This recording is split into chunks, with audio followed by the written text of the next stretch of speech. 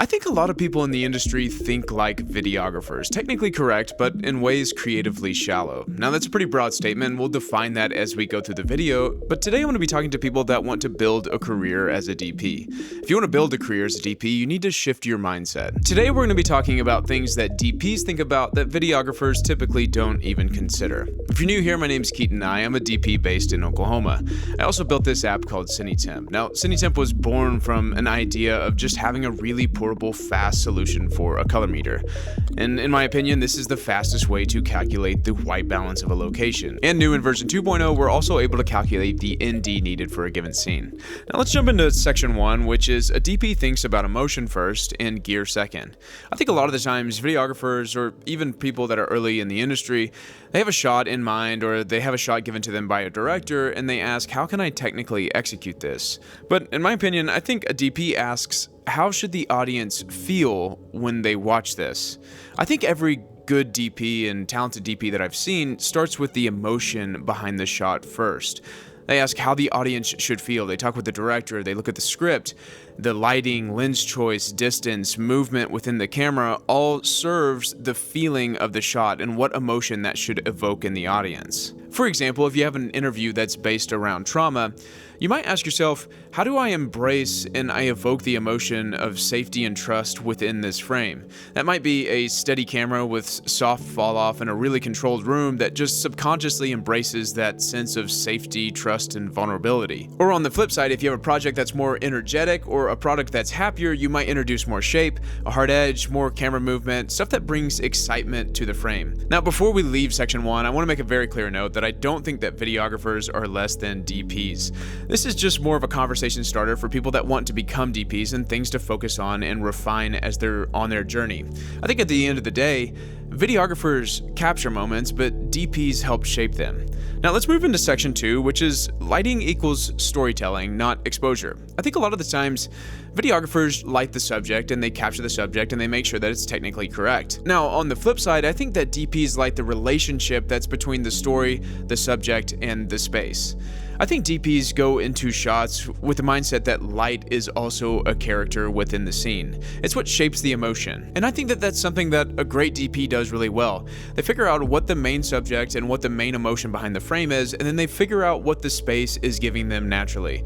Then they help guide the audience's eyes to where the subject and where the emotion is supposed to take them within the scene. Now, of course, there's a huge technical aspect to this side of it, and DPs are highly technical. But rather than just asking, are the skin tones bright enough or are the ratios right, they ask themselves, what does this convey to the audience? For example, if there's a soft wrapping light, that might bring a sense of comfort to the audience, but if you have hard raking light, maybe that adds some tension to the frame. So at the end of the day, of course, lighting does equal exposure to a degree, but I think what I've seen is really good DPs understand that lighting equals storytelling. It enhances the stories. If you go back and you watch some of your favorite moments from your favorite movies, pay attention to the lighting and how it shapes the story and the subliminal messaging that you're getting when watching that film. A quick break to thank today's sponsor, Skillshare. Skillshare is an online platform with thousands of classes, including filmmaking, editing, color grading, lighting, business, and pretty much any creative skill that you can think of. Classes are taught by working professionals in their project base, so rather than watching videos, you're following along on a project and actually building skills, which is the way that I've always liked to learn. When I was moving from Final Cut into DaVinci, I took some Skillshare classes just to have a crash course and understand the way that DaVinci works. If you've been wanting to learn how to color, edit, light, or even how to prep, manage, and prepare your clients, there are classes designed specifically for that. And Skillshare is giving anybody who watches this video a deal. The first 500 people to click the link in the description will get a free 30-day trial and 20% off a yearly membership. So if there's a skill you've been wanting to level up or something new you've been creatively wanting to try, this is a good no pressure time to try it. Thanks again to Skillshare for supporting this channel. If you want to check it out, the link's below, but let's get back into it. Let's move on to section 3, which is camera movement equals psychology. This is similar to lighting, but from what I've seen in my experience, really good DPs move the cameras very specifically.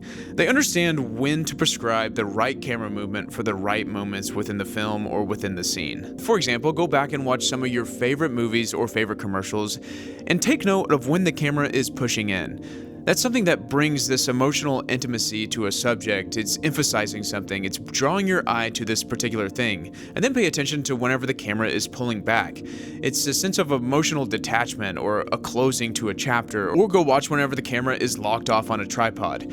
It can bring a sense of strength or stability or stillness to the frame that is subconscious to the audience but adds to the story.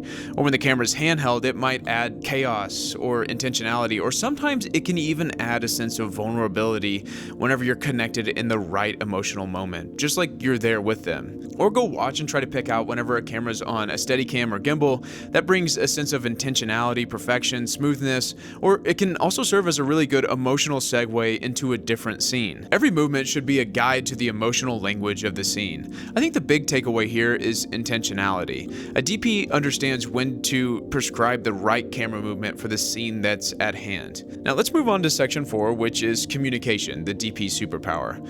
The big thing that I've seen with really talented DPs is they communicate with set. They don't just talk to set, they communicate with the people. A really good DP is not only hired for their technical ability and their way of crafting scenes and lights, they're hired for their communication abilities, the way that they talk to set. I think the sign of a really good DP is their sense of clarity. They're able to take really complex ideas and make them a lot more simple, like key here, edge here, soften this practical over here. Clear, calm communication makes for a lot smoother days, and that's something that stands out about really talented directors of photography. And that spans far beyond lighting as well. Understanding the director's intent is crucial. Being able to understand exactly what the director is wanting out of a scene, and then translating that into camera movement and lighting, and then you have to communicate that to the crew. And related to that, the DP also has to know how to manage the crew's energy. You have to know when to push or when to simplify. I think at the end of the day, a DP's job is half camera and half leadership. Now let's move on to section 5, which is a DP frames through the audience's eyes.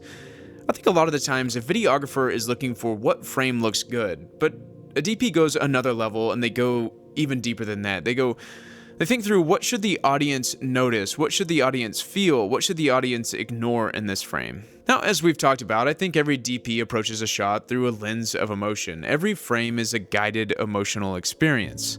But part of that calculation is how you compose a shot.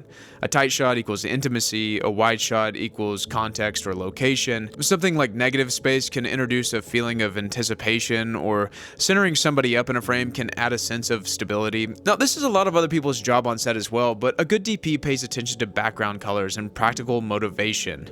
Thinking like a DP is thinking like the audience. A DP thinks through the audience's lens. Now, let's move on to section 6, which is DPs think in problems, not tools. I think a lot of people early on in the industry, they ask themselves, what gear can I bring to get this really cool shot? But on the flip side, I think a good DP approaches a project with intentionality.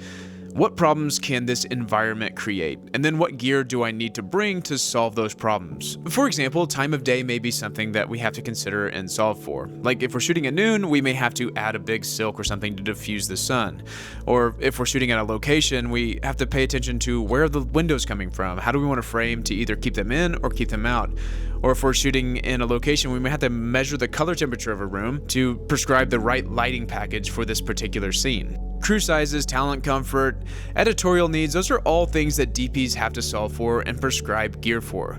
Gear should serve the strategy, not the other way around. Like we've talked about in past videos, I think a lot of the times a DP's job is problem solving and then it's disguised as filmmaking. So to wrap this all up, thinking like a DP isn't about cinema gear. I don't think it's really about gear at all. I think it's about decision making.